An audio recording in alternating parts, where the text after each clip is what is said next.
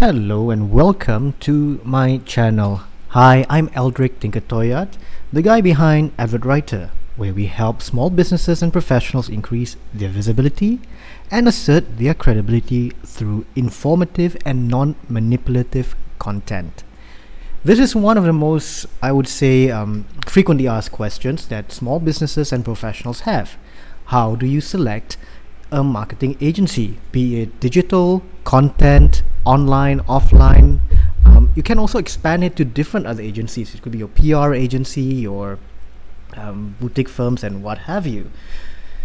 Now, when it comes to the communication, so what the focal point of this particular discussion today is predominantly on communication and your customer touchpoints, your customer digital touchpoints. It could be your website, your social media accounts, and all that.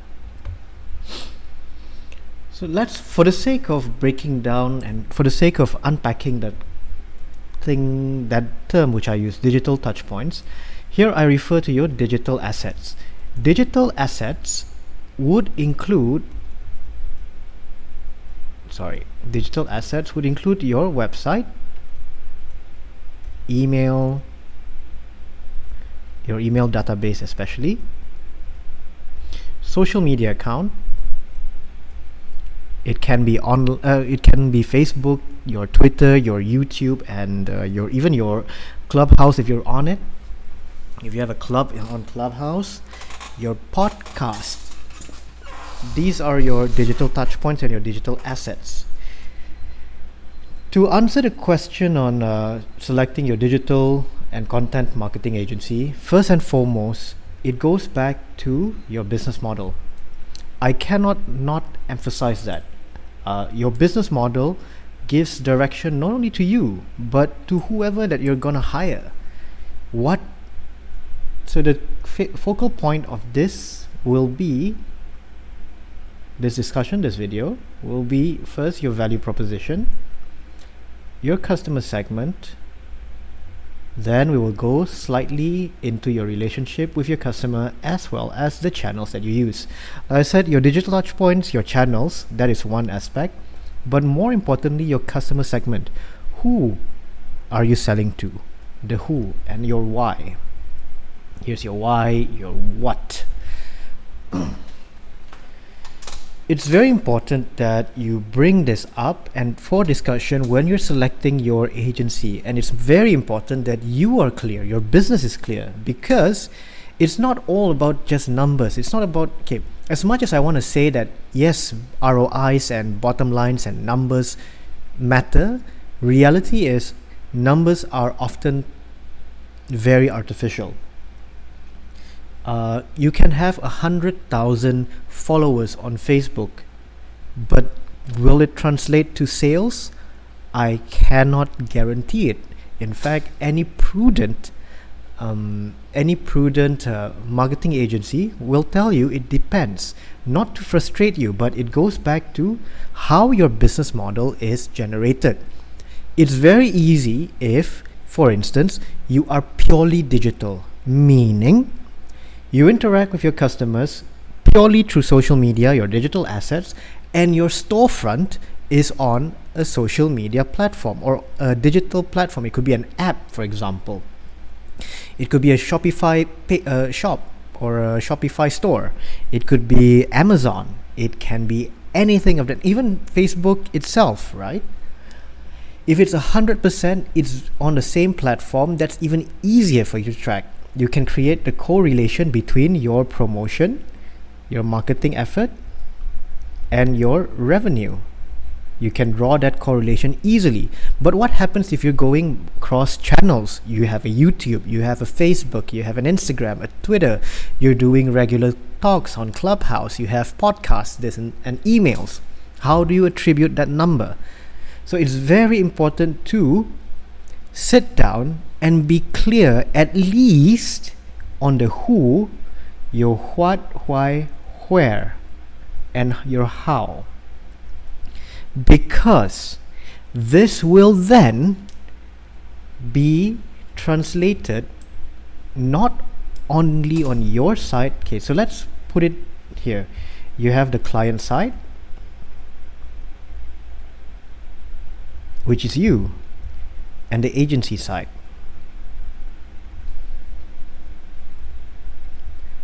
Okay, so I'm gonna use stick figures, and no gender there.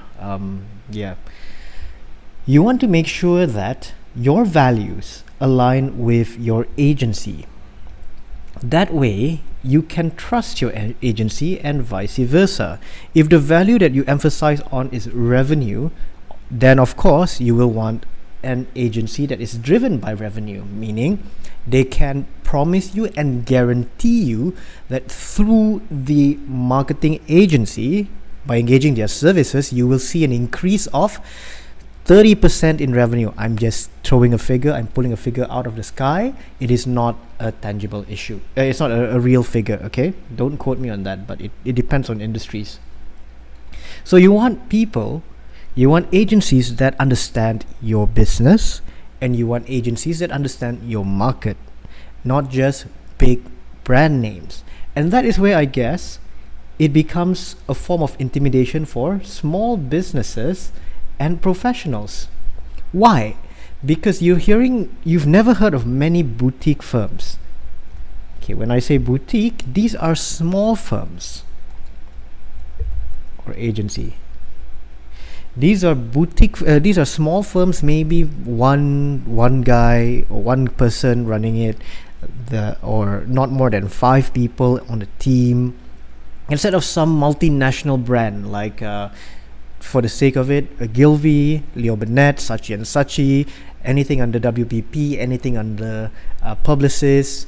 So my point is, because they're obscure firms, usually most small business and professionals are overwhelmed. But my purpose of this video is to help you understand how to best go about in selecting that. Therefore, we've covered a bit on your business model. I am going to turn our attention to the value proposition canvas.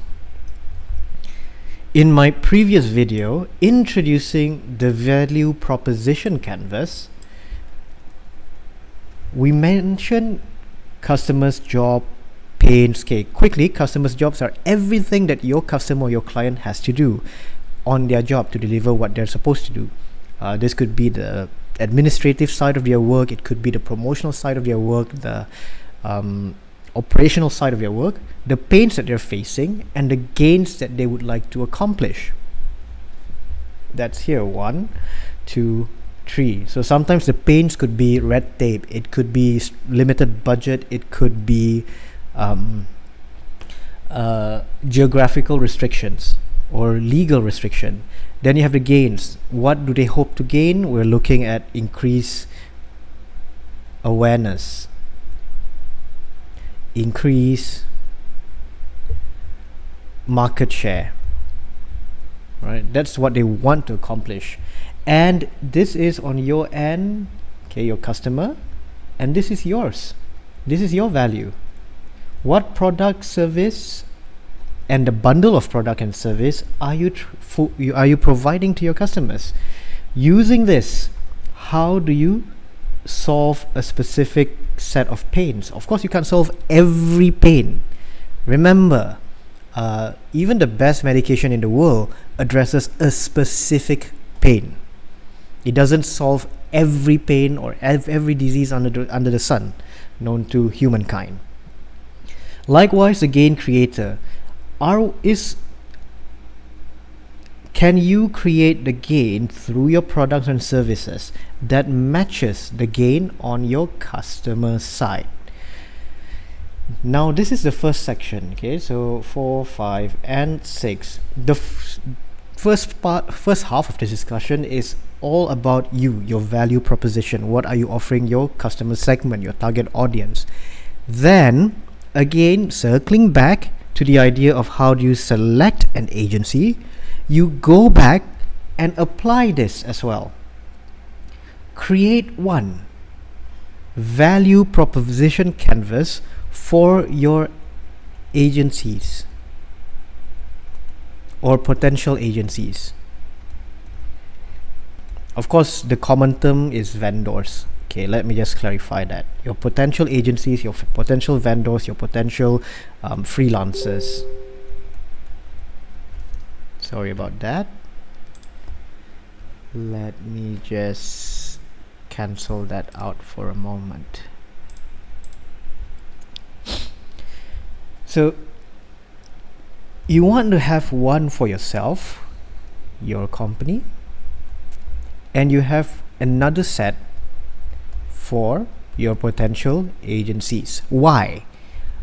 Just as you want to solve your customer segment's problems, give them the gain, solve the pain, you need to understand that you shift yourself from the left side to the right side. And that's where you make that evaluation. Are the pain relievers addressing your set of pain? Are the gain creation addressing your set of gain? And is the product or service what you really need? A caveat to that. So if I'm gonna go back, right, I'm giving you this big picture. So you are gonna have two different sets. You don't need the business model of your agency, but you do need the value proposition of your agency. You want to make sure that the customer segment that your agency is familiar with resonates with your customer segment. For instance, if you're in the tech space, it does not make sense at all to hire an agency that's strong in FMCG, which is fast moving consumer goods. It doesn't make sense. I'm sorry. These are your normal food stuff. Example, your sugar, your instant noodles, whatever malt drink that you purchase, your oatmeals. That's fast moving consumer goods. Yes, humans are consuming it. Yes, we know H2H, it's really H2H. But the approach of a person buying FMCG product and approach of organizations or individuals considering what sort of solution to procure will determine how it will go about. In some instances, it goes back to here again. It goes back to your channel. What are you trying to do? What's your channel? What do you have? And that's where you can identify. Do you need a full-fledged service? Or do you purely need on social media? And in social media, you can break it down even further. Are you looking at media buy, media ad buy? Are you considering organic content? Are you looking at community management?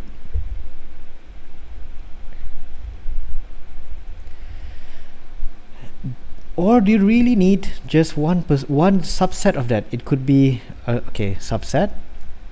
It could be video. It could be or the production side, the copy side, the graphic side. As you can see, the value goes lower. The higher you go, whether it's if you just want someone to write your copy, it's not going to be as expensive as someone who's going to be handle the moderation, who's going to manage your social media. Obviously, the fee structure will be way cheaper than a full-fledged. In fact, you can go onto Fiverr, you can go onto Upwork and find freelancers that specializes in one of that.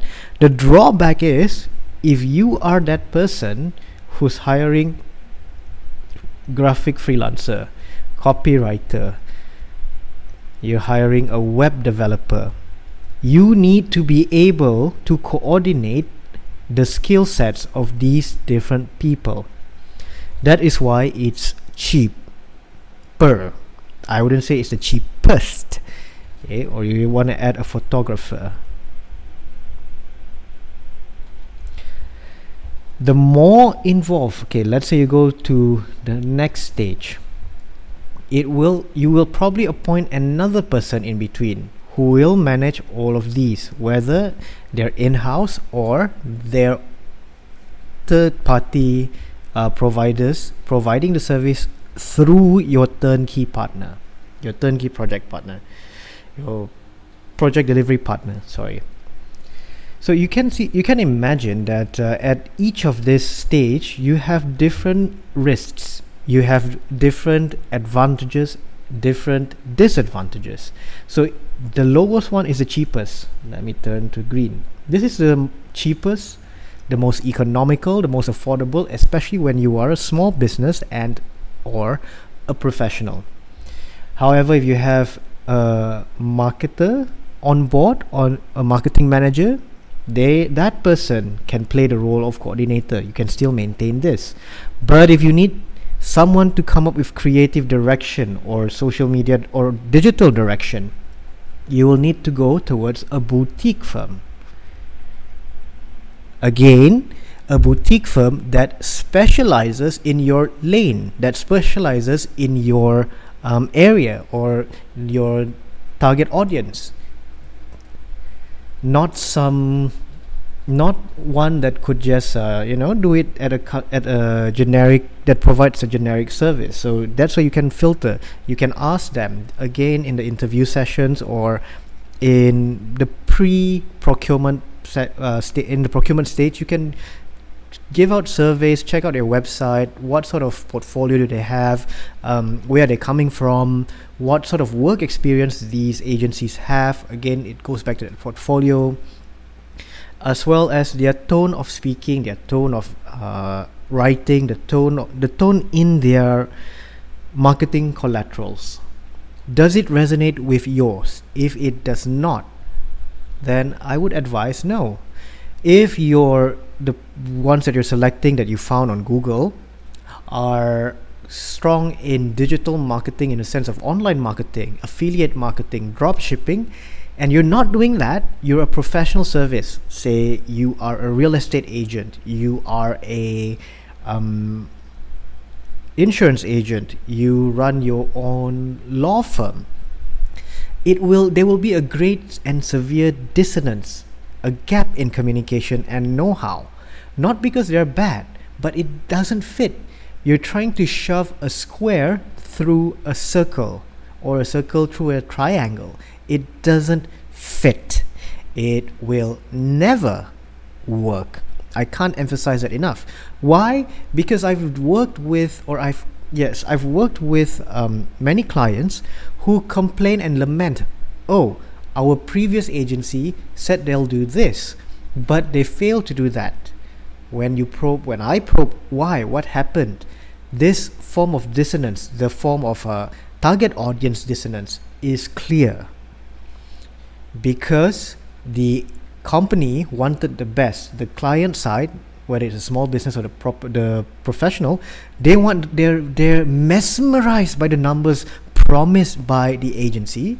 In the end, it did not fulfill the business objective that they intended in the beginning. So don't stray away from your business model. I should write those pointers down. Oops, sorry, I moved to FMCG. It's okay. I'm gonna go here.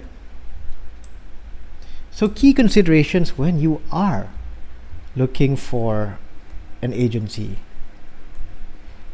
On your side, number one, understand your business model. Your agency's job is not to help coach you. Often than not, many account managers, they are not able to assist you there, because it's a different discipline altogether to understand a client's business model. It's very easy to say, but they often miss the mark. Again, it's because of business acumen, exposure, ability to work on multiple accounts. Even if they've run a business, then they will appreciate this side, I would say the building blocks of your business. Next, your value proposition. Be clear. If you are running an organization on your own, you're a solopreneur, you're a professional, a single person professional, a single person firm, this will not be much of an issue, but I would like you to check on your consistency. Today, what is your value proposition? Next week, can you repeat the same thing without fail? The month after that, can you again repeat the same thing? That's one test. If you have more than one person in the firm, check. Independently write down what is our value proposition. If the answers are clearly different and it cannot be elaborated upon, it is obvious that your team members are not sure. How can your agency know? Okay, because I'm going to throw it to you. How can your agency know if you yourself or your team doesn't know? Next, what is the business problem that you're trying to solve? It ties back to that value proposition again, in terms of this particular project. And finally, I would have to say, mutually agreed delivery. I will refrain myself from saying mutually agreed outcomes. Again, okay, let me draw a funnel. You can do so many stuff. There's so many activities that can be done. This will be the output side. However, outcomes are influenced by many things, including competition, market sentiment. It could also be technology, awareness. Okay, so don't immediately jump onto promises or propositions that, hey, if you hire us, we will increase your revenue by, we will increase your followers by 100,000 and your revenue will increase by X amount. No. In fact, more often than not, one question in a recent Clubhouse that I received was, that the panel received, which included myself, was how do you measure the ROI? How do you measure marketing, digital marketing and content marketing vis-a-vis revenue? As external parties, as agencies, as vendors, I'm going to tell you we can't. Why? The information is privy within your organization. Unless you're willing to share with us the cost structure, your revenue results, and then we will be able to make that correlation. We will make that that we may infer how it correlates to one another. Okay, but for an agency to immediately say, okay, this is the relationship, I'm sorry, we can't. If we can, please be careful. That means we have access to your accounts, we have access to your books. As a business owner, I think you should be very cautious of that, be wary of that. If your agency has access to your books without you even informing them or sharing such information with them. Okay, I digress quite far, but I do hope that you get my point in that sense. So this is your side, client side. Then you also have to go through the agency side or vendor side. What do you really want to address? What's the business problem? What's their value proposition? Based on desktop research,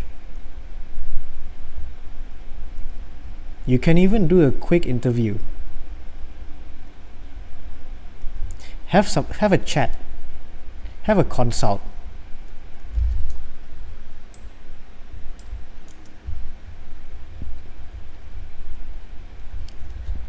Exchange ideas. Then, what's the arrangement like?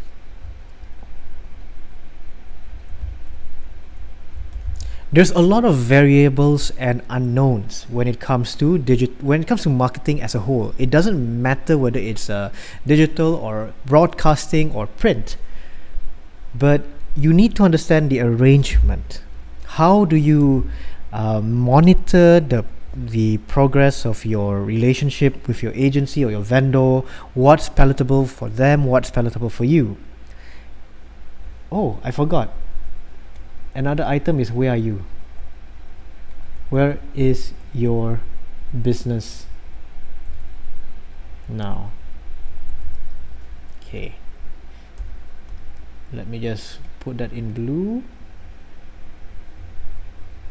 The reason I mentioned that is because a startup would have a different requirement compared to a small biz. A small biz that has been operating for 2 years has a different requirement than one that's considering to expand regionally. A small biz that's already at a regional stage, wanting to export on an to export their services via, say, eBay or digital platforms, would have different requirements. So I'm going to put it to you. A small biz that's local, whose clientele is local, will have different requirements than a regional, than international.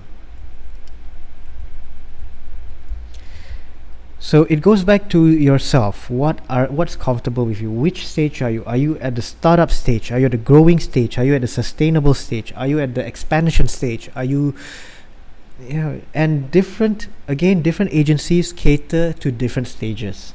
Some boutique agencies can do listings. You don't need a big name agency, but not all. Likewise, if you're just at a startup stage, big agencies are way out of your budget. It's way above beyond your budget. Okay, so coming back to this, understand the arrangement, because it's to navigate the risk. I highly recommend nothing too frequent, maybe once every fortnight or weekly, just to keep a pulse on how things are going. Then you consider the price budget, the budget and price. That's generally it. So if you find vendors or agencies or consultancies that offer a free consult, take the chance, grab it. Use that chance to build your exposure on finding a client. Use the conversation as a blueprint, a basis, because if you've never done it before, you will not be able to you will not be able to acquire the knowledge without getting your feet wet, if proverbially speaking. You need to go out there and speak to them just as much as you would be able to do for your own clients or your own customers. What else did I miss? Right. So arrangement also includes your deliverables, termination or breach, when to terminate, when to breach. Remember your out of pocket expenses. I mean, these are standard, I guess. Your out of pocket. What is out of scope? That's another one. Out of scope. Many a times, clients fail to grasp the concept that certain things are out of scope. For example, if you have 5 properties, make it simple. You have 3 properties, and you have a very trusted plumber. You want the plumber to fix or look into the piping of 2 of those 3 houses. It is not the job of your plumber to enter the 3rd house on his own accord proactively to do the checking. Number 1, it doesn't make business sense. Number 2, that would be trespass. Number 3, It is, if anything happens in the third house, for example, and for good reason, you purposely do not want the plumber to go there because you are aware that the wiring is faulty. You don't want anything to fall on, any unwanted incident to happen to that plumber when he's in that third premise, right? So it's reasonable. You can't just, so likewise online when it comes to digital and content marketing agency, you can't expect the agency to work on every single digital asset you have. Again, because the specializations are different, the discipline could be different, or the sub-specialization would be different. So be clear on the arrangement, be clear on the deliverables, put aside the hype. For me, personally, I find the hype really misleading. It can be very misleading because remove the advertising budget. For me, it's always organic. Your organic performance matters, and organic performance is something that you do without pumping money in. So when I say pumping money in, for example, you're publishing 20 posts a month on your Facebook page. Do you see growth in terms of engagement? Do you see growth in terms of comments? Do you see growth in terms of shares? Do you see growth in terms of views and impressions? Or is it static? Obviously, if you pump money, you'll get impressive numbers. For example, it's not impossible for you to get 1 million views on your video if you pump $1 million or less. It's not impossible. But if that is not a sustainable, that's not sustainable for you as a small business or a professional, where you want to go on a shoestring, you want to manage you want to control the cost, basically, right? So please understand the distinction between organic and paid. I would highly emphasize a lot on organic because at the end of the day, remove the ads. What's left? Your digital assets needs to be able to move on without you pumping money. If you're able to pump money, that is definitely a bonus. So, to recap, when you're selecting a digital or a content marketing agency and you're a small business or a professional, what you want to do is understand your business model, understand your value proposition, understand the business problem you're trying to solve, understand the mutually agreed delivery, and understand where are you now. On the agency side, check out their value proposition. It can be done by desktop research or through a free consult or an interview or a chat. Then you check on the arrangement. What's a palatable arrangement for both parties? The more you want from that relationship or that arrangement, of course, it's going to cost you more.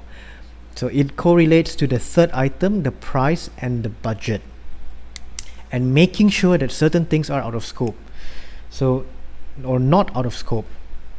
Don't be fooled by the numbers from dashboards. Again, I have to emphasize this because unless you have access to the dashboard of your competition, it is very, very, very subjective. And a good agency will not share the dashboard of their other clients, especially if the client is competing directly with you. Why? Imagine if you are the first client and suddenly that agency shared your dashboard. That's a story for another day. Okay, so I hope that through this, we've passed the 34 minutes mark. I hope that this video has been somewhat helpful for you to guide you on how to select a digital or content marketing agency for your small business or for your professional practice, especially when you are a solopreneur or you have a small team. I'm going to bring this here. Once again, I'm Eldrick Tinker Toyat from AdvertWriter. Scan the QR code to reach me, where we can arrange a complimentary consult. Share this video with other business owners or professionals that you think would benefit from such a conversation. More importantly, I would like to ask that you also subscribe to my channel, follow my page, and smash the like button on this video. I would also love to hear from you through email or through the QR code. Thank you very much. Have an awesome day ahead. Goodbye.